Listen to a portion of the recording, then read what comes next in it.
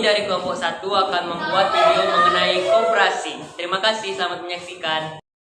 Pengertian koperasi. Koperasi menurut Undang-Undang Nomor 25 Tahun 1992 adalah badan usaha yang beranggotakan orang seorang atau badan hukum koperasi dengan melandaskan kegiatannya berdasarkan prinsip koperasi sekaligus sebagai gerakan ekonomi rakyat yang berdasarkan atas asas kekeluargaan. Prinsip-prinsip koperasi adalah keanggotaan bersifat sukarela dan terbuka, pengelolaan dilakukan secara demokratis, dan pembagian sisa hasil usaha atau SAHU dibagikan secara adil dibanding dengan besarnya jasa masing-masing anggota.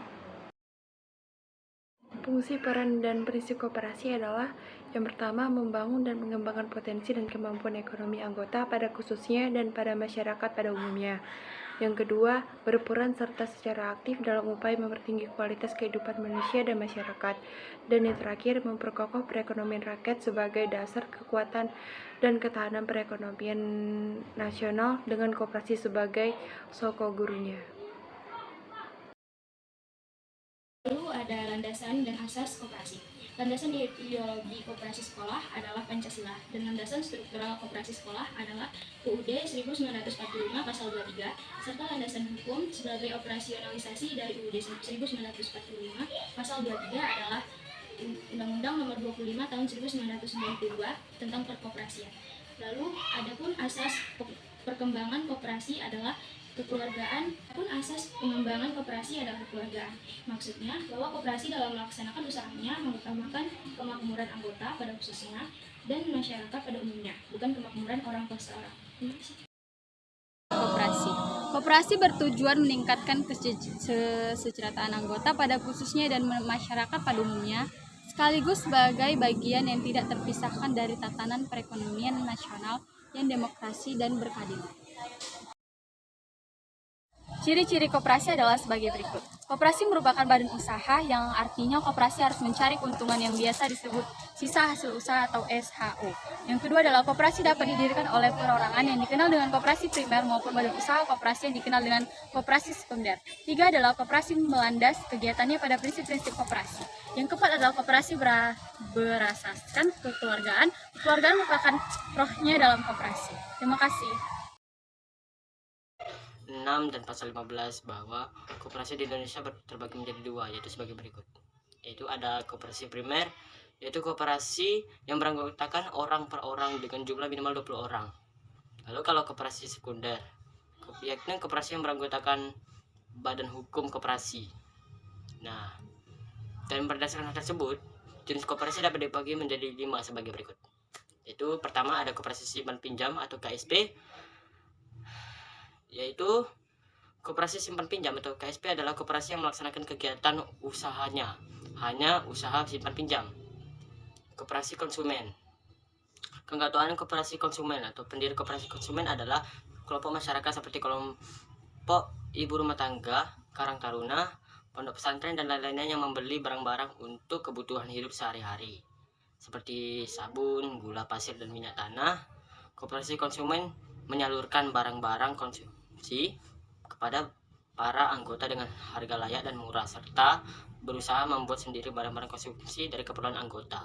Dan kemudian ada koperasi produsen. Koperasi produsen adalah koperasi yang anggotanya orang-orang yang mampu menghasilkan barang, seperti koperasi kerajinan industri kecil yang anggotanya ya seperti pengrajin, ya gitulah. Dan kemudian ada koperasi pemasaran.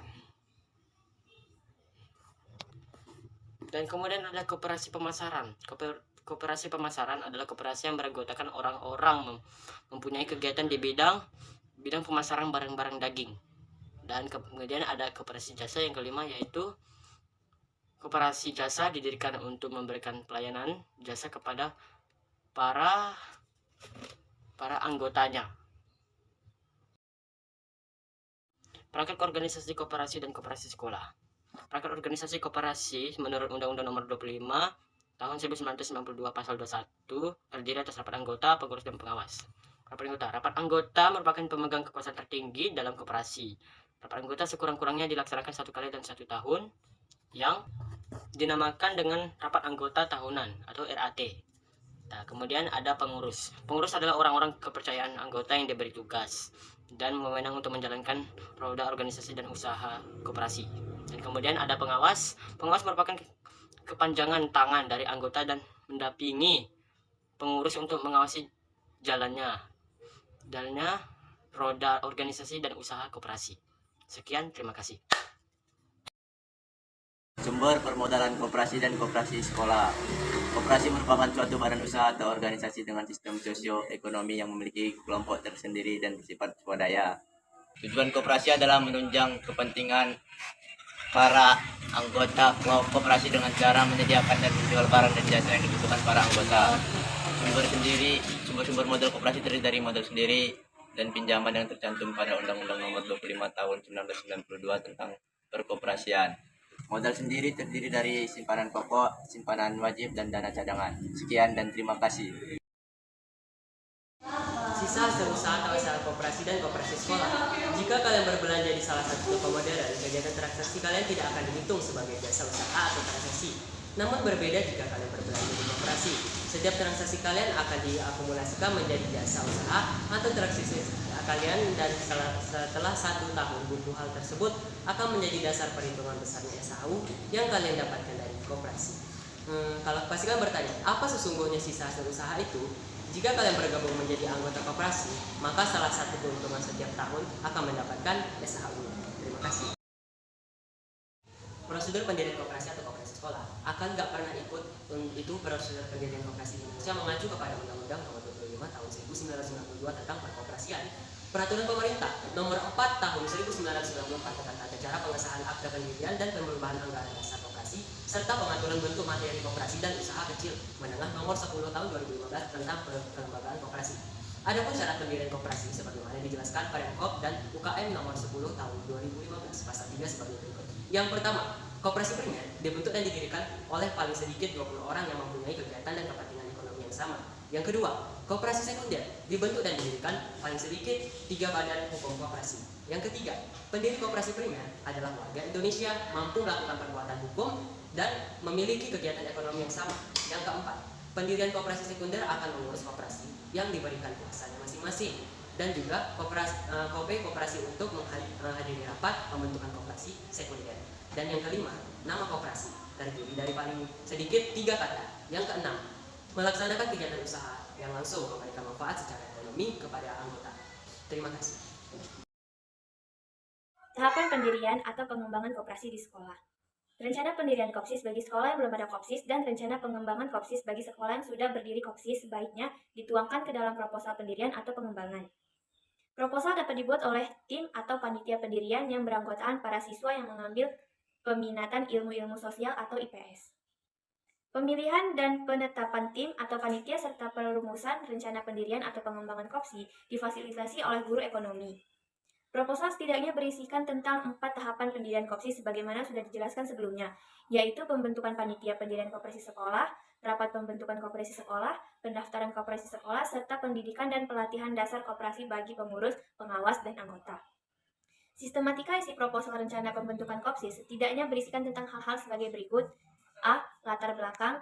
B. Dasar hukum pendirian. C. Tujuan pendirian. D. Tahapan pendirian. 1. Tahap pembentukan panitia pendirian KOPSIS. 2. Tahap rapat pembentukan KOPSIS. 3. Tahap pendaftaran KOPSIS.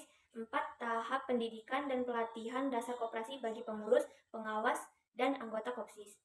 E. Jadwal atau time schedule pendirian. F. Anggaran pendirian. G. Penutup. Oke, perkenalkan nama saya Rion Dika. Saya akan menjelaskan simulasi pendiri koperasi di sekolah. Siswa dapat menyimpulkan langkah-langkah pendiri koperasi sebagaimana yang sudah dijelaskan sebelumnya, khusus simulasi pemilihan panitia sendiri. Rapat pembentukan dan pendaftaran KOPSIS. Adapun gambaran kegiatan dari setiap tahap pembentukan KOPSIS sebagai sudah dijelaskan dan membahas sebelumnya.